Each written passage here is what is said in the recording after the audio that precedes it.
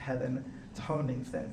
She's going to be talking to GP Nadira Awal, and they'll walk us through the intergenerational impacts of our hormonal journey, and they're going to be talking about the jobs to be done from a governmental, employment, medical industry and professional perspective.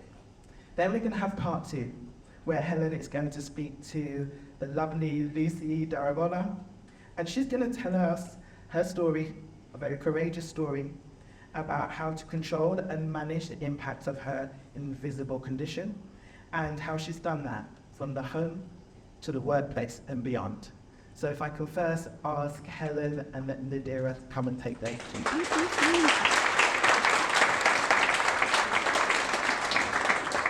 Good afternoon, everybody, and thank you for inviting us here today. So just very, very briefly, because we want to hear from both Nadira and Lucy. My name is Helen Tomlinson. I am the Head of Talent and Inclusion at the Adecco Group, who are a global recruitment business you may have heard of. But the reason I'm here today is I'm also the UK government's Menopause Employment Champion. I was asked by the government to take this role based on my lobbying of government to ask them to make having a menopause policy a legal requirement for organisations over 250 people. And that, I guess, is my bold thing that I've done. In hindsight, it was out of character. I just decided, we launched our policy at the Adecco Group, and I thought, you know what, I'm going to start making a stand for this, because I could see the impact that not only on me,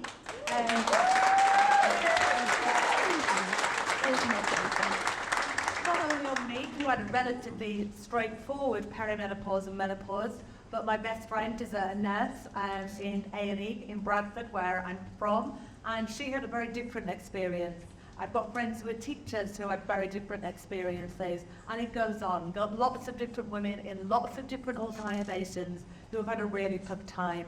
As Victoria quite rightly said, women over 50, fastest growing demographic in the workplace, and we need to retain the talent wherever we can. So that was my why. I started the role on International Women's Day 2023. I've launched my strategy called No Time to Step Back, which you can find on the government website.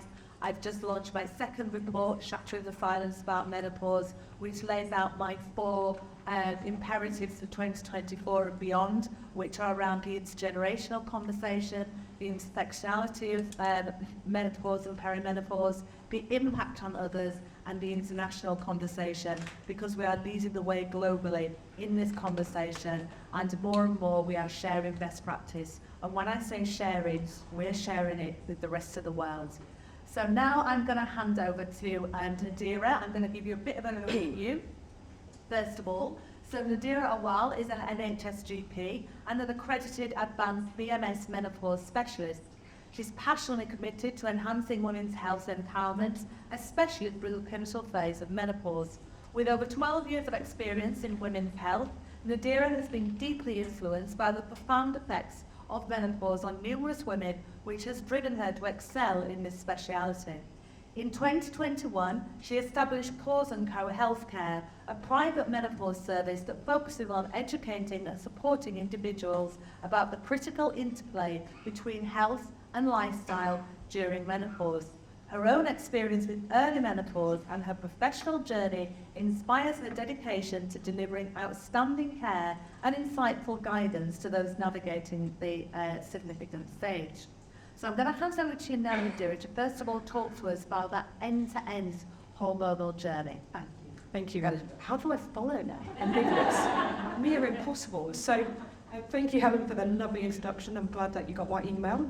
So, leather the clock last side. So I can see that most of you are quite young. So I've got the challenge of trying to tell you about hormone health from birth till death. Great. All in the space of 10 minutes. So are you ready for the whistle-stop tour? Who here went through puberty? Right. Who here went through a shitty puberty? Right. Who here had acne, spots, hormonal, being horrible to your parents? Amazing. Guess what?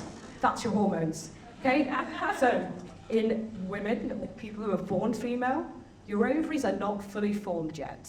Okay, sorry Helen, I'm standing up. We're supposed to be sitting down in school.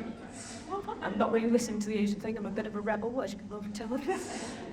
So your ovaries aren't fully formed, okay? In the men, testicles aren't fully formed, so hormones change. Okay, I can appreciate there are some men in the room here, but unfortunately my notes here are dedicated to women. So, ovaries aren't fully formed, so it means the brain doesn't talk to the ovaries properly, and guess what? The brain doesn't like change, so the hormones go up and down, really fluctuate. So when you're really nice, that's when your ovaries are working, you're producing your estrogen, you're lovely, and then you're lovely shit. And that's because your hormones drop down dramatically, and then 2 seconds later you don't even have a clue why you're upset, and you're back to being happy-go-lucky again. That's puberty. That lasts probably around 5 to 6 years, sometimes a bit longer. I know my 10-year-old, she's a real little monkey, and I'm definitely getting door slamming. I love you, mummy, I hate you not, I got to come. When she wants something, it's I love you, mummy, I'm like, yeah, I know it's coming next. Okay, so puberty happens. So your ovaries aren't fully formed. Okay, we can't change this. We can't accelerate the growth of the ovaries. Our sex hormones are there for a reason. They're there to help basically produce our reproductive organs. They're there to basically, for us to repopulate the earth. That's what the reproductive organs are there for. Okay?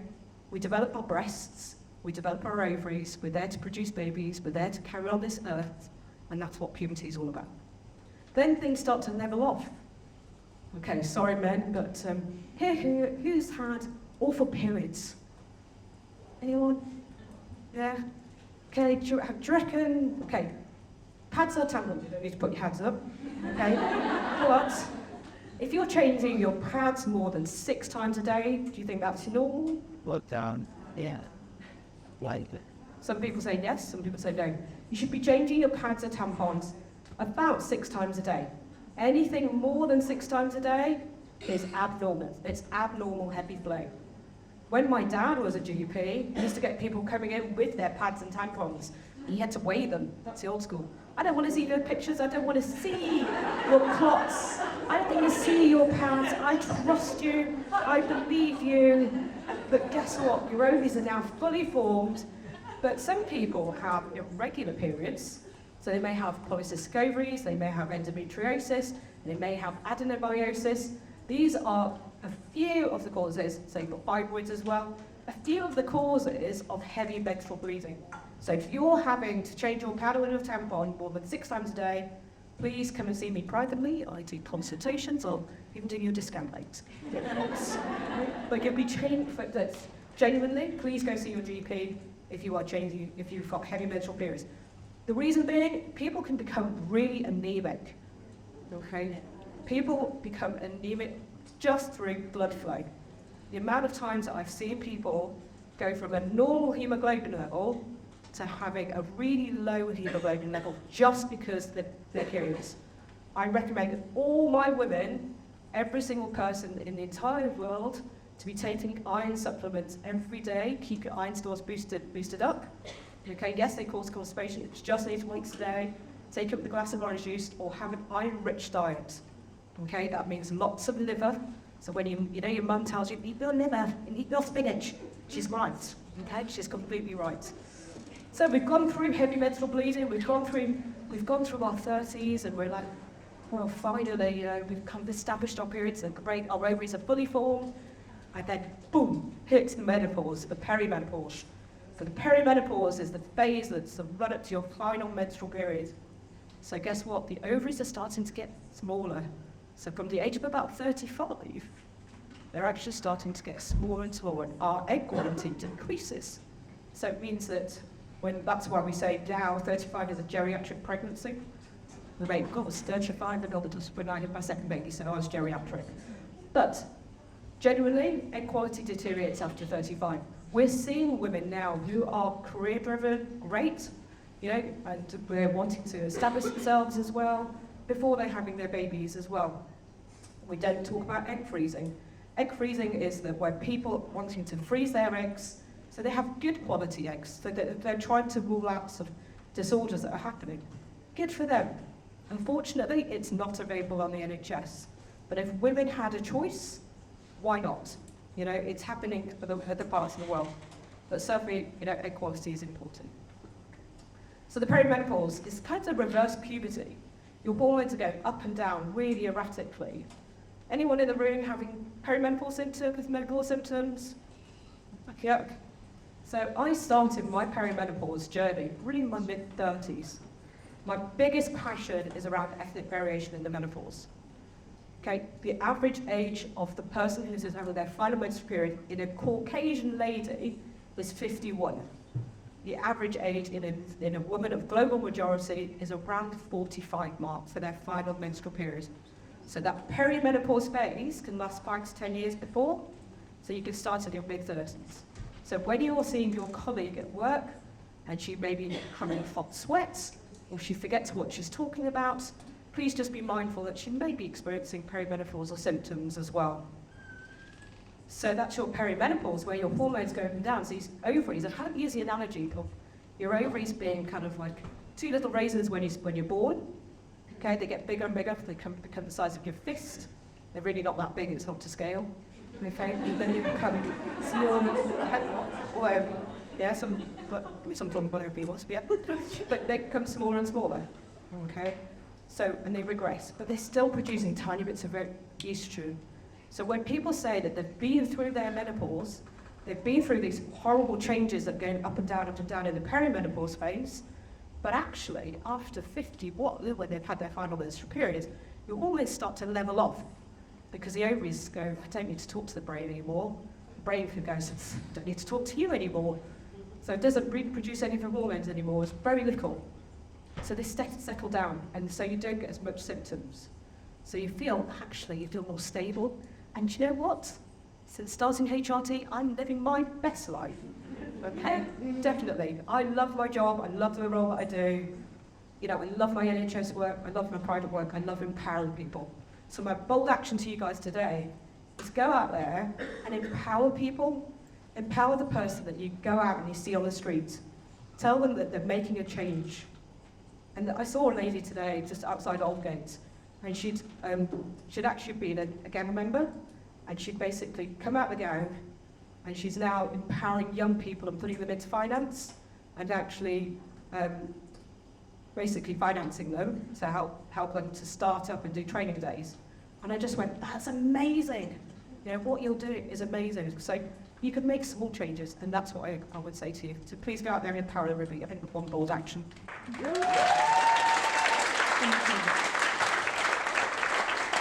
Thank you very much indeed for sharing that whistle-stop power of the hormonal journey with us. I've seen Adecco do that several times in much longer periods of time as well, so I feel there. Thank you. And I'd now like to invite to the stage Lucy Daramola, who works as a client partner lead at Microsoft Advertising.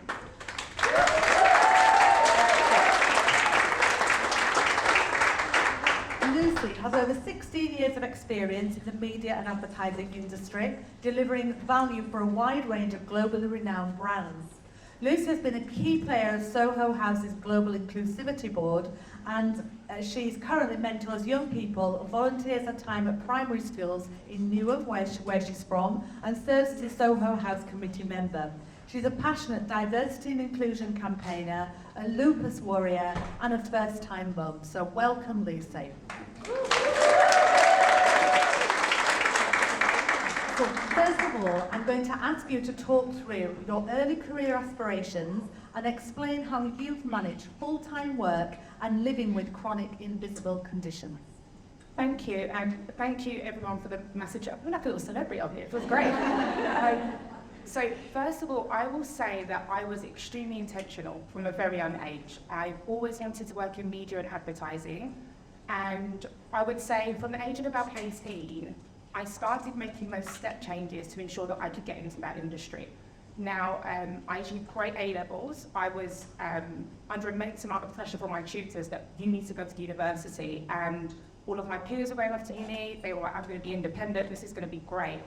But I just didn't want to do it. I felt like I needed hands-on experience. I basically just told them no, which sounds, looking back now, my dad's Nigerian, and education in a Nigerian household is extremely important.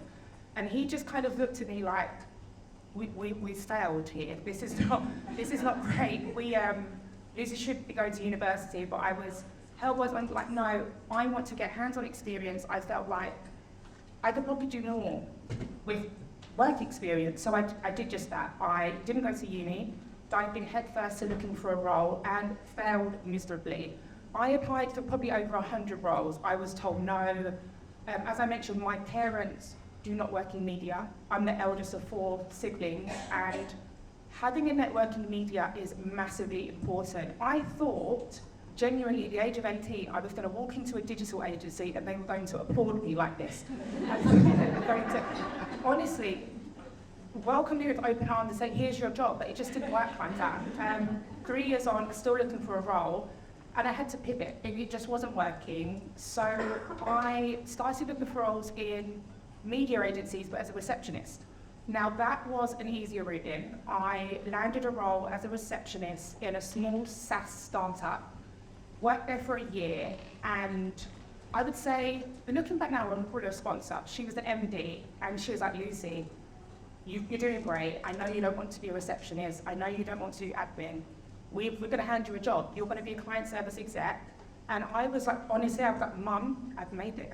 I was like, listen, I'm in media now, official role, and I would say 4 weeks after having the role in the table, I lost the ability to walk. So couldn't sit up in bed, couldn't walk without an aid. I've got visions of my mum feeding me in bed. It was impossible to sit up. I'm going to say the scariest thing was I didn't know why. It was very hard to manage. I was 18, all of my friends were at uni, all of my friends were partying, and I was literally in bed, unable to sit up. So very fortunate, I had private health care, and I looked for a diagnosis. Within, I would say, probably 4 to 6 weeks, went to a group of specialists. I remember the meeting like it was yesterday. My mum was here, my sister was there, and they said, Lucy, don't worry, we know what it is. And you're just like, oh my God, they're gonna tell me I'm gonna die. And that's what went through your mind. And they said, you've got lupus. And again, I was like, okay. And my sister, bless her, she's very candid, and she went, is she gonna die? The doctor said, no, she's not gonna die. It's chronic, we can manage it, but it can be quite severe. So again, this didn't really mean much to me. I just wanted to walk. Bearing in mind, I still had my job offer on the table. So I received a phone call from my employer, and I truly believe at the time they probably had my best interests at heart, but it didn't feel like that. I received a call saying, Lucy, we know how difficult this period is for you. Why don't we retract the offer? It's okay, it will be there eventually, but we'll retract the offer, focus on your health, and we'll deal with it when you finally feel better. And I was mortified. I don't think this employer realised this was my life goal. I was meant to be working in media. I had taken a receptionist role, worked my arse off for a year, and I just said, hell no. I'm going to walk into that office, 6 weeks' time, you will see me walking back, stronger legs, more positive, and I did just that. 6 weeks later, walked into the office, took my job offer by the horns and said, I'm here to stay, which was, probably looking back now, probably one of the boldest moves I've made in my career at 18. And the rest is still big history, I would say. That was probably the boldest moves I've done. And that's absolutely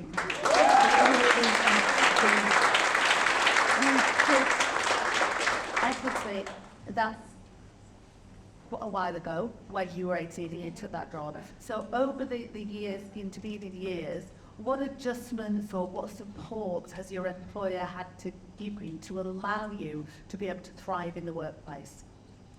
That's a great question. So first of all, I would say that only 4% of people living with an invisible condition or a disability tell their employer or disclose that to their employer. Now, first of all, when I read that stat, I was like, that's ridiculous, only 4%. And then I also felt a sense of, I'm in the 4%, but what am I doing differently that goes against the grain. I just couldn't understand it. And I think it partly comes down to the support that I've had, my network, my mum, my partner, my friends.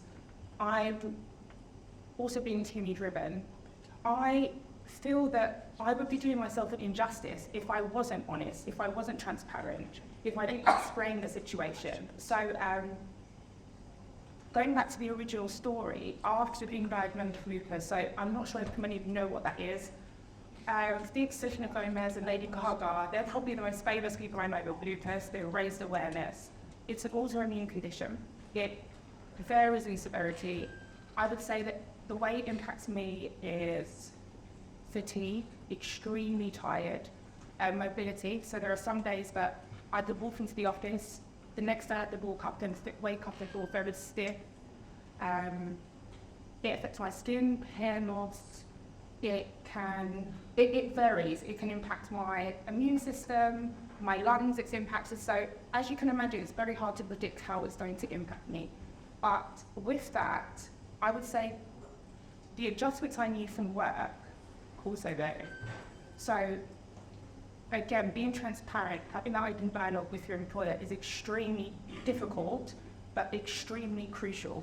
Without that, I wouldn't be in this position today. As I mentioned, I was very bold and transparent from the beginning. And I would say that, I'll give you a prime example. I'm currently working at Microsoft.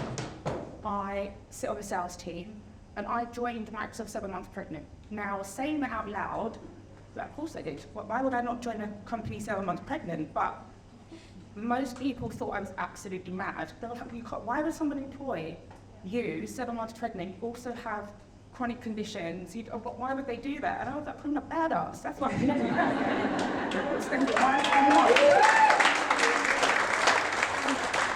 Not to go smoke up my own arse, but genuinely, this has been such a difficult journey. There are days where I wake up and I'm like, I cannot do this. There are also days that I wake up and I'm like, I can do anything. So it's not been easy. It's taken years to get to this position.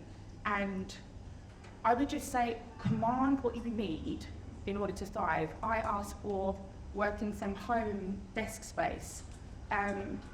Way before COVID, working from home wasn't even considered, it wasn't even encouraged. I have always built in that contract, so I feel that having a contract definitely protects you. So I've asked for working from home 1 day a week. Coming back from maternity leave at Microsoft, I also asked for a condensed working week. So I feel that, again, just be transparent. I asked my manager, I need to work Monday to Thursday in order to manage my fatigue. I also need to manage my health condition, but also my childcare. I've got a 2-year-old daughter. I also want to be visible for her. And they were reasonable requests. I wasn't asking for anything that wouldn't enable you to drive value for the organisation. I think they saw that. You have to be confident in your abilities and your skill. They won't give you these adjustments just because. But you have to be driving value, you have to know your worth. So it's a balance between both. Excellent, thank you very much. And I think the first thing we should say, move over Selena Gomez. I know we have Lucy Gomez.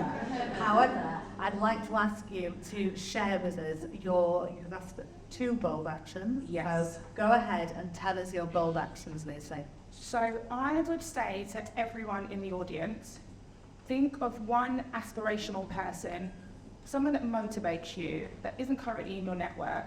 Be sincere, be genuine, reach out to them and ask them for a coffee. First of all, be genuine with why you're reaching out to them. So just, if you admire how they speak, if you admire how they cleaned up the room, if you admire whatever that might be genuine and sincere, because I get messages on LinkedIn all the time, people asking for coffee. Depending on how they've crafted the message, you can really see through it. So be genuine, ask for that time. It's quite a bold move. You might be told no, who cares? It doesn't matter. It doesn't matter, just go out and do that. And I would say the second one is a little bit difficult.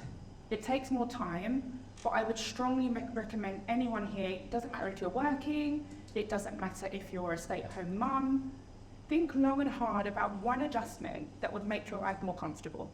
That might be, I need a longer lunch break to go to the gym. It could be, I can't work on Fridays because I need to look after my child. It could be as simple as, I need my partner to look after my child for an hour so I can do a face mask. Whatever that adjustment will be, it needs to make you feel more comfortable in the way you live your life. Think long and hard about it and put a plan in place. Don't go out willy-nilly and just ask for the adjustment. It needs to be strategic, it needs to be measured. Put that plan in place and work towards it. Thank you, that's fantastic advice, and it's been an absolute pleasure.